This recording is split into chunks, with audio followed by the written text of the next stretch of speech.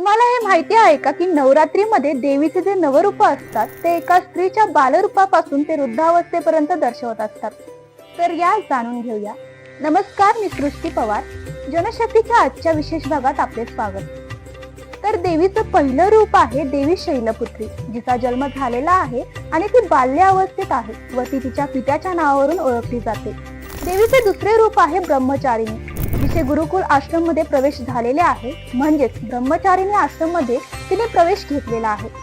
देवीचे तिसरे रूप आहे चंद्रघंटा, जिचे 10 हात आहेत व तिचे गुरुकुल मधून निघालेल्या त्या बालिकेचे प्रतीक आहे, जी सगळी विद्या शिकलेली आहे.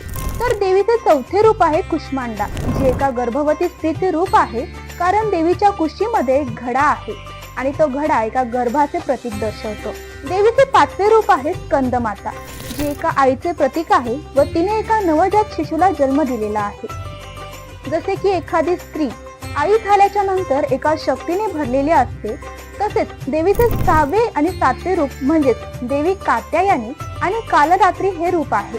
अत्यंत शक्तिशाली आहे आणि ह्याच रूपामध्ये देवीने राक्षसांचा वध केला होता. आता देवी 8व्या महागौरी रूपामध्ये एक संपन्न परिवारामधली एका स्त्रीचे रूप आहे, जी सगळ्यांना उन्नतीच्या मार्गावर घेऊन जाते. देवीचे अंतिम रूप सिद्धिदात्री आहे, जे एका अनुभवी महिलेचे रूप आहे, जे आपल्या येणाऱ्या पिढीला चांगल्या मार्गावर जाण्याचे मार्गदर्शन करते. तर असेच व्हिडिओ पाहण्यासाठी सबस्क्राईब करा जनशक्ती चॅनलला आणि इंस्टाग्राम आणि फेसबुकला पण फॉलो करायला विसरू नका.